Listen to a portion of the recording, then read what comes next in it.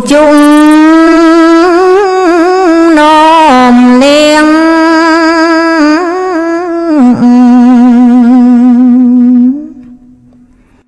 amata pana một đó cây ha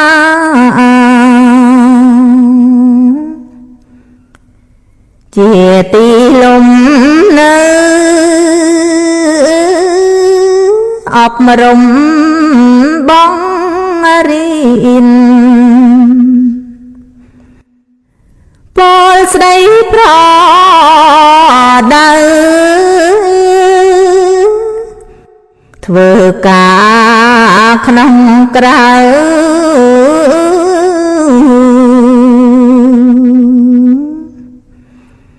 តាមប្រពៃណីកាលនោះនាងនេត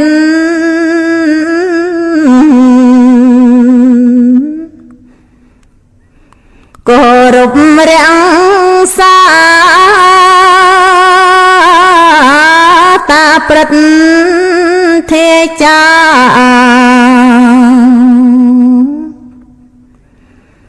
ចាំងជាស្វាមីពាក់ពោត្រគុំ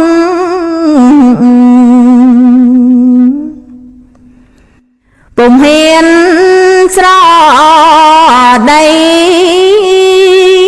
ធ្វើការអ្វីអ្វី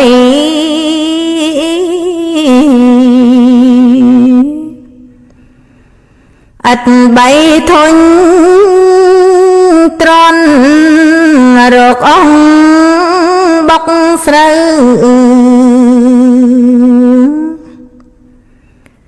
ដងទឹកដាំបាយជូជុំសប្បាយស្រឡាញ់ប្រពន្ធ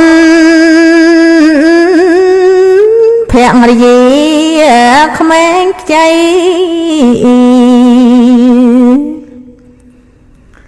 សើលេបានជូជុំថ្នមប្រាន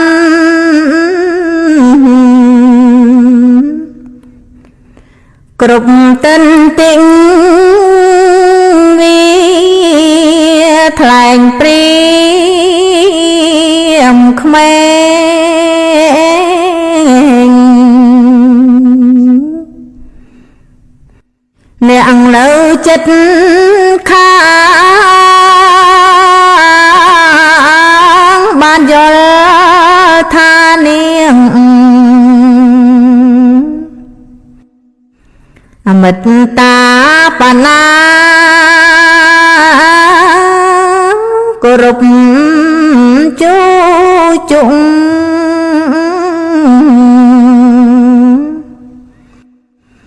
ជាស្មោមជរីកើតចិត្តអ៊ីសា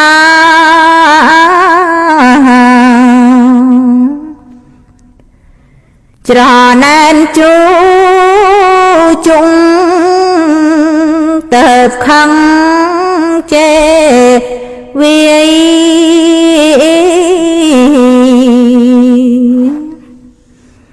ដំដោយហង្សាភរិយាអាត្មាចង្រយាក្រក់មួយថ្ងៃ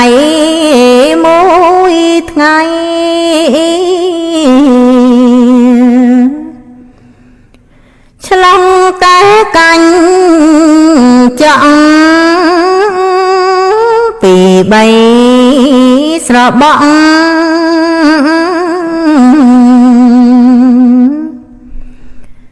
លៀបប្រេងផាត់ម្សៅរីនាងព្រាមណី ត្រូវប្តីចេវាយកាត់តុកខ្វល់ខ្វាយក្រៀមក្រំសោកសៅទៅក៏កាត់ចិត្ត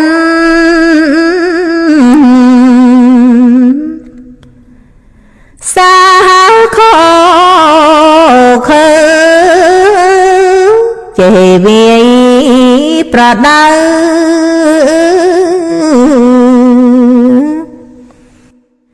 អមតតាបណាអមតាបណា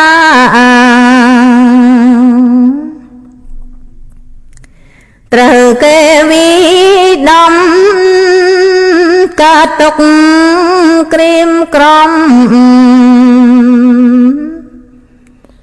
ប្រាប់ជួជុំតាថានាងព្រាមមណីច្រណែនអ៊ីងសាវាយធ្វើបាបខ្ញុំ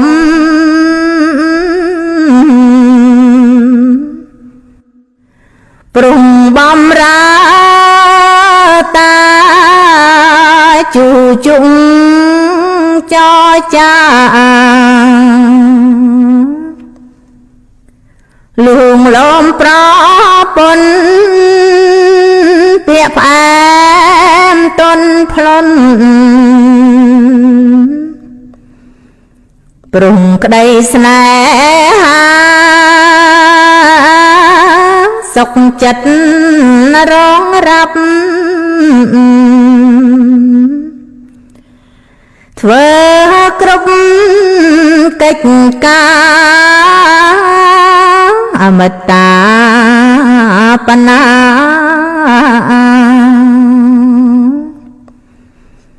ចៅកុំព្រួយឡើយជួជុំសាស័ព្ទ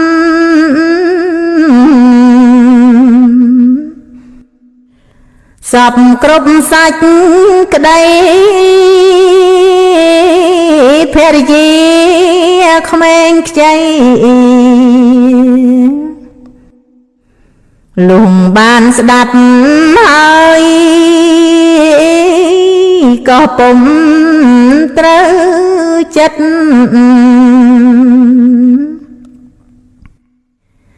ទេណាតាហើយគ្មានឡើយប្រពន្ធ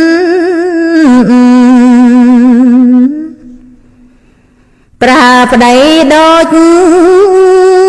ឆ្នងព្រមខ្ញុំទុកប្តី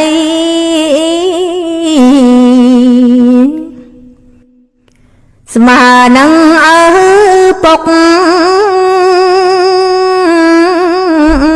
រៀបចំដាក់ទុកមិនអោយខំចូលតាទៅរកខ្ញុំស្រីខ្ញុំប្រុស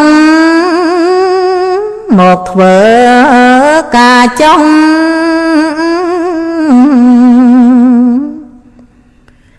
ឲ្យយើងពីប្រានទៅនាងប្រាប់តាជួជុំកំសត់ឲ្យទៅសម្បត្តិទាំងពីរអង្គប្រាននៃវេសន្ត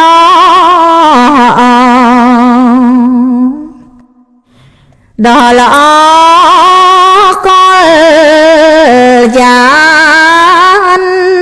ឲ្យ យើងនឹងបាន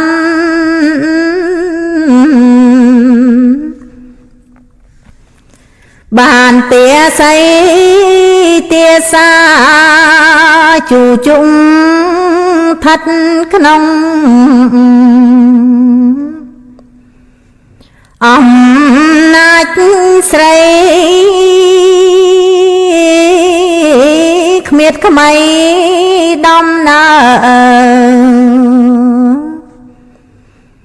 ដើរតាមមេគី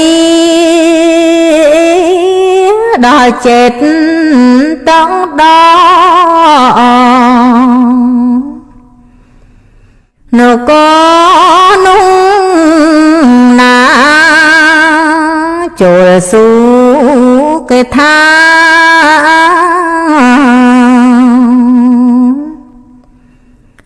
រកវេសនដល់រីអ្នកនគរ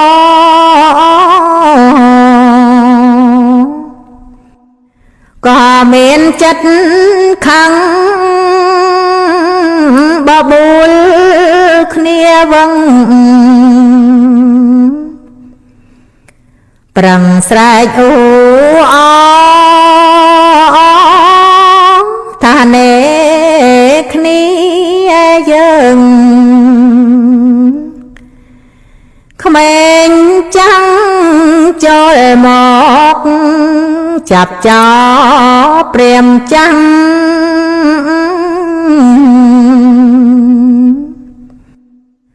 សម្លាប់ឲ្យបានខ្លាំងគប់ដំបងខ្លាំងគប់ដំដីជូជុំផិតភ័យ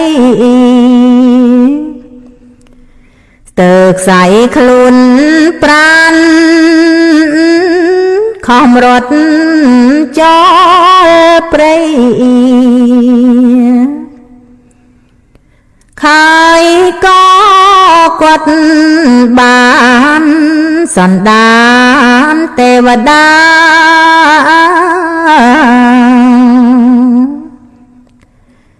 ជួយបញ្ចូលចិត្តឲ្យគាត់ដើរទៅជួបនឹងផ្លូវព្រៃទៅភ្នំគិរីវងគាត់បរិពតជូជុំទូញយំក្រៀមក្រំកំសត់ដើរកាន់ឈើច្រត់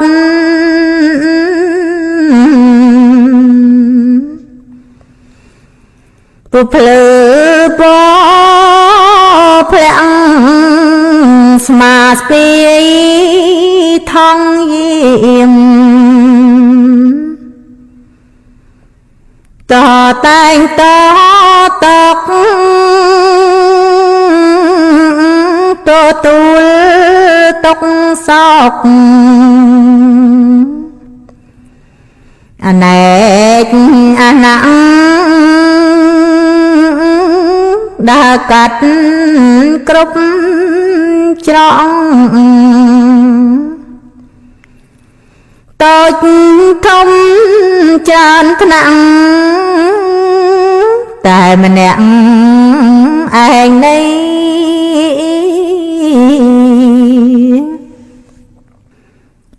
រំបីឆ្វេងស្ដាំជូជុំដើរទៅ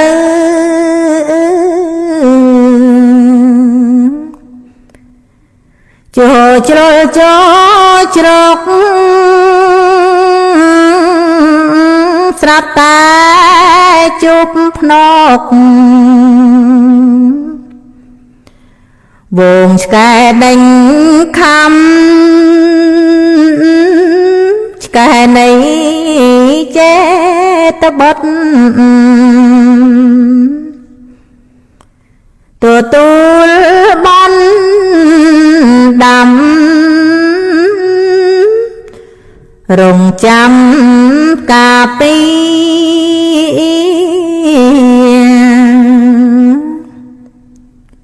ព្រះវេសន្តដល់ឆ្កែព្រះហើយដេញ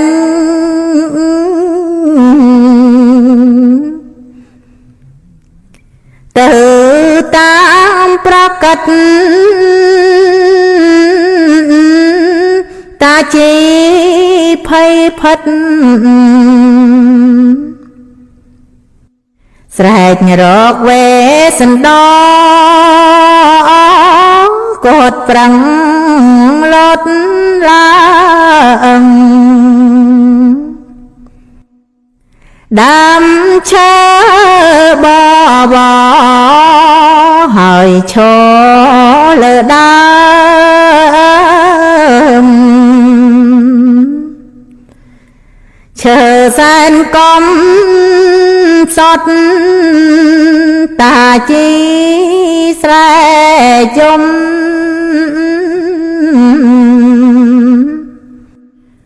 រងំក្នុងព្រៃសូសាប់សំដី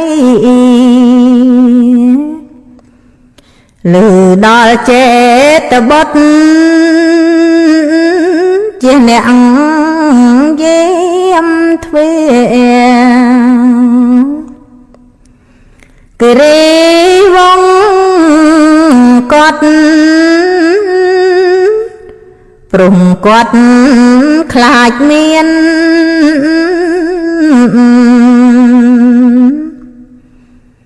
ជនចិត្ត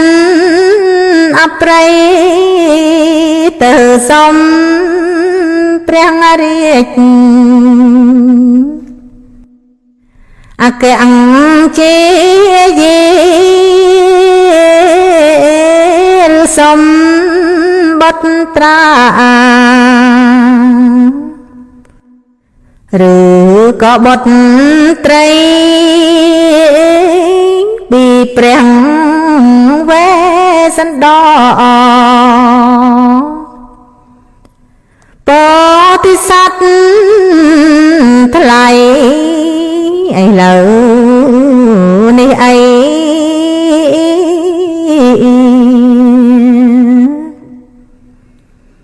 ឃើញព្រាមរំស្រមើអញនឹងសំឡាប់ព្រាមចាំងទូរយំ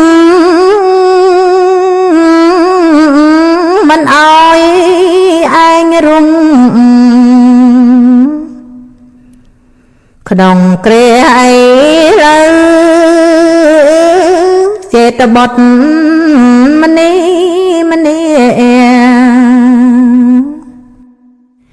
យាយិតធ្នូទៅព្រាមរំស្រមើ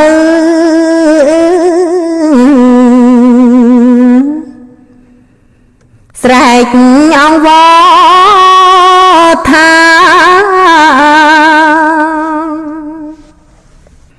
ហើយចៅសំឡាញ់អ្នករងនៅក្នុងព្រៃចូលស្ដាប់សំដីពាំងពេជ្រវាចារូបអញមិនមែនជាព្រាមឯណាអញនាំរាជសារ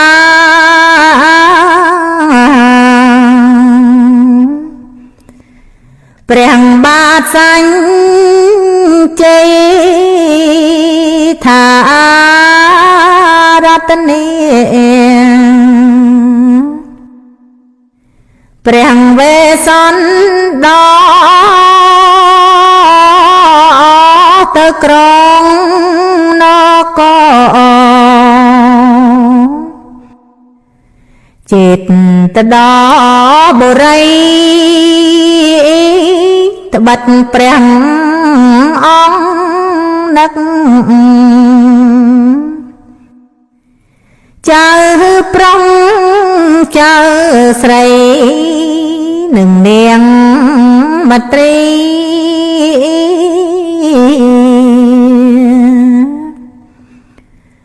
ផងដែរចៅណារីចៅចេតបុត្រ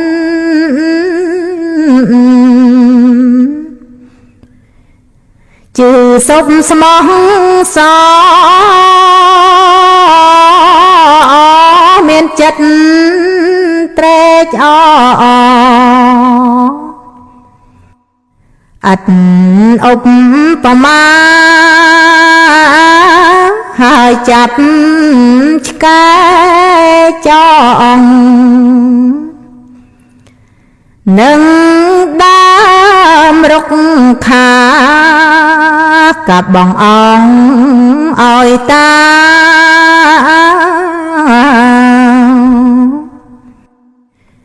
ជួជុំចុងដីចេតបុត្រសំតងតាជាស្រេចរារិភោជនីហាឲ្យតាបានឆៃ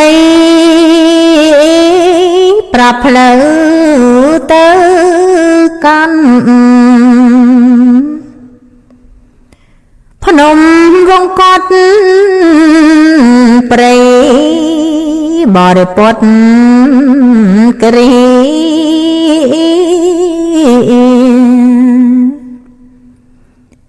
គ្រានោះ